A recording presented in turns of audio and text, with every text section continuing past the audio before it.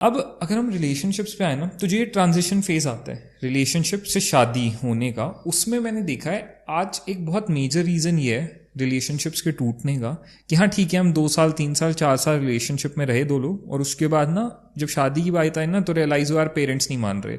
अब पेरेंट्स पे बात की, पेरेंट्स नहीं मान रहे जी, तो चलो अब ब्रेकअप कर लेते हैं। और ये बहुत ज़्यादा लोगों के साथ हो रहा है आज के वक्त में।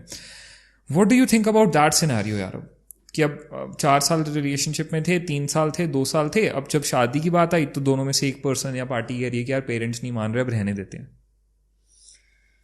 अगर पेरेंट्स नहीं मानते हैं, मैं अपने ऊपर ही लूँगी क्योंकि मैं रिलेशनशिप कोच नहीं हूँ। अगर मेरी मम्मी नहीं मानती, अगर वो नहीं मानती और मैं नीलेश से बेहद प्यार करती हूँ, मेरी मम्मी ने मुझे मना कर दिया कि कैसे भी नहीं कराऊंगी, कुछ भी कर ले तू, तो मैं उस चीज़ को ना अपने पार्टनर के साथ वहीं दफन करूंगी। One time I will meet and say this is it, हमारा साथ यहीं तक था, अब मे बी इन नेक्स्ट जन्म। या फिर मेरे में इतना कोर होगा कि मैं कहूंगी मम्मी को छोड़ो, I am gonna take the decision of my life and I am married, getting married to you right away, let's go to the court.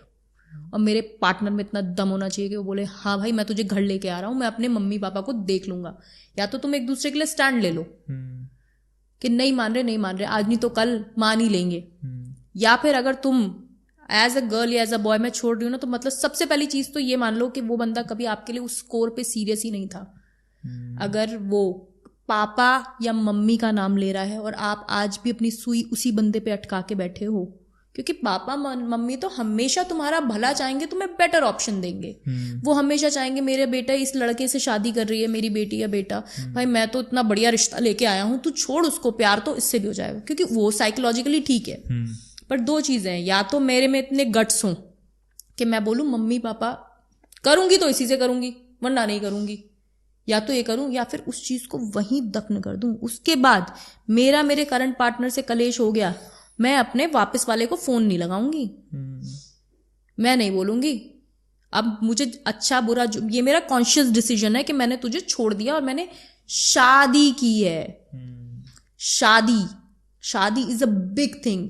आजकल शादी हो गया है डिवोर्स, 1 साल हुआ नहीं डिवोर्स, बात नहीं बन रही, विचार नहीं मिल रहे डिवोर्स। भाई तुम शादी कर रहे हो। हमारा देश वर्ल्ड में इकलौता ऐसा देश है जिसका डिवोर्स रेट मैंने देखा था लास्ट टाइम 0.9% था। मतलब बंदे नहीं छोड़ते एक दूसरे को, इतने कोल्ड। मैं नहीं कह रही मत छोड़ो, छोड़ दो यार, अगर वो मार रहा है, गाली दे रहा है, वो कर रहा है, छोड़ दो भाई, छोड़ो, नहीं चाहिए ऐसे रिश्ता। पर तुम शादी वर्ड तो समझो, जहां हम 7 जन्मों का साथ शादी को बोल रहे हैं, तुम 7 दिन 7 महीने में डंडा बजाई करके कह रहे हो भाई मैं तो अपने एक्स के साथ अच्छी थी। तुम क्या टिंडे खा रहे हो? तुम्हारे अंदर दिमाग नहीं है? Why are you not using it? Consciously decision क्यों नहीं लेते आप अपनी लाइफ का? या तो तू चाहिए तो मम्मी पापा जो बोल रहे हैं बोलते रहे, भाई तेरे से ही शादी होगी, जीना मरना साथ है। और अगर मैंने तुम्हें छोड़ दिया है तो समझ जाओ कि मैं कॉन्शियसली पहले से दिमाग मैंने एज ए लड़की बना रखा था, एज ए लड़का बना रखा था। अभी इंजॉय करते हैं लाइफ को, फिर जो मम्मी पापा करेंगे। तो पहले तो तुम रोना बंद कर दो कि हाय मेरा तो प्यार छूट गया। हाँ, कुछ नहीं छूटा, उसने खुद अपने मन से छोटा है। तुम खेल गए वो तुम पे, तो आगे मूव ऑन करो भाई लाइफ में। और otherwise as a girl as a boy अगर आप किसी से शादी कर रहे हो तो पिछला भूल जाओ, भले ही वो तुम्हारा सोलमेट, आत्मामेट, प्राणमेट था, क्योंकि अब तुम एक नया शुरू कर रहे हो। अब इससे मिले विचार ना मिले, वैल्यू वो 7 फेरे को करो जो तुमने लिए हैं एक इंसान के साथ। फिर उस पर सुई अटकाने का कोई महत्व बनता नहीं है कि भाई अब तो मेरा तो गलत हो गया मुझसे। तो करो भाई अब तुम, क्योंकि चीज़ों को यार वैल्यू तो करना पड़ेगा। अगर हम बिल्कुल वेस्टर्न पे अभी मैं शो देखती हूँ, Maury show, you are the father, देखा है आपने? भाई वहां पे आने वाले 15 साल में ऐसा शो होने वाला है। मैंने अपने पति को बोला भाई सुनो मैं बताती हूँ मेरा फ्यूचर। मैं 15-20 साल बाद किसी शो पे बैठी होंगी OTT में, जहां पे जेनजी कपल आके कहेंगे आई एम प्रेग्नेंट और बच्चा होने वाला है और let us find out he is the father और he is the father. And and ऐसे शो है जहां से वेस्टर्न कल्चर से हम लोग बहुत ज्यादा एम्फेसाइज है, वहां पे ऐसे शो चल रहे हैं। तो वो देख के बताते हैं टेस्ट करके, यू आर द फादर, ओ लड़की खुश हो रही है, ये डिंग।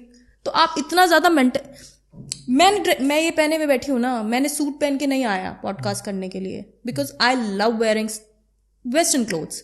बट मेरा कल्चर मैं नहीं भूल सकती। मेरे कल्चर कितना ज्यादा रिच है, वहां पे औरतें रो रही हैं विदेश में पति लड़के हैं, बॉयफ्रेंड बनाया, सेक्स किया, प्रेग्नेंट हो गया, अब वो लड़का छोड़ के किसी और के साथ चला गया, मैं अकेले पाल रही हूँ बच्चा, मैं रो रही हूँ, प्लीज हेल्प मी। यहाँ पे भाई तुम्हारे माँ बाप पहले तुम्हारी शादी करवा रहे हैं जिससे लड़का भग ना जाए। तुम उन औरतों से पूछो ना वो कितनी डिप्रेस्ड है जिनको अकेले बच्चा पालना पड़ रहा है। यहाँ पे जो हमारा एक सिस्टम बनाया गया है शादी का, उसको रिस्पेक्ट करो यार। हमारे माँ बाप ने हमारी कल्चर में, हमारे हिंदुत्व में, सनातन में जो भी चीजें हैं वो इसलिए कराई गई हैं जिससे एक औरत को बच्चा होने के बाद ये ना रोटी पानी के लिए रोना ना पड़े, मैं बच्चा पालूं कि मैं नोट कमाने जाऊं।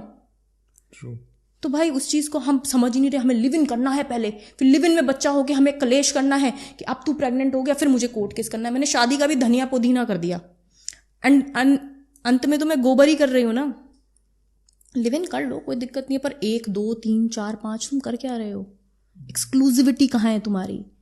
आजकल मैंने एक पॉडकास्ट देखा था, Nimit, I am sorry, I am not letting you speak, please.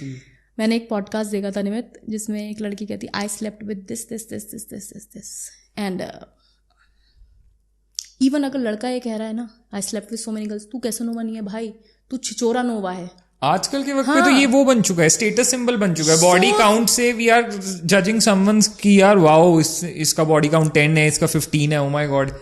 एक थाली जिसमें 5 लोग खाना खा के गए हैं, वो अमेजिंग कैसे हो सकती? इवन अगर आप लड़का हो, आप 4 लड़की के साथ सो रहे हो, तो पहली चीज तो तुमने रिस्पेक्ट ही नहीं की ना अपने मदर की। सोचो जिसने तुमको अपने गर्भ से निकाला है, ना तुम्हें उस माँ की इज्जत है, ना तुम्हें क्रिएशन की इज्जत है, तुम्हें किसी चीज की इज्जत नहीं है, तुम्हें सिर्फ बूम बूम की आस है।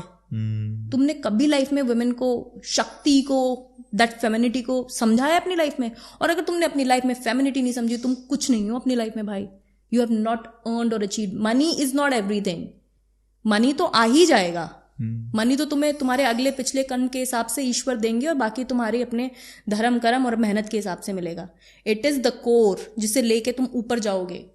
It is the core that matters. लड़की अगर 4 लड़कों के साथ सो रही है, लड़का सो रहा है, तो भाई तुम कर क्या रहे हो? हर कोई तो तुम्हारा टिंग टिंग ढूंढ ढूंढ कर रहा है। क्या हो रहा है ये? This is so sad, such a sad generation. अगर आप 4 लोगों के साथ सो रहे हो, डिवोर्स कैसे नहीं होंगे भाई?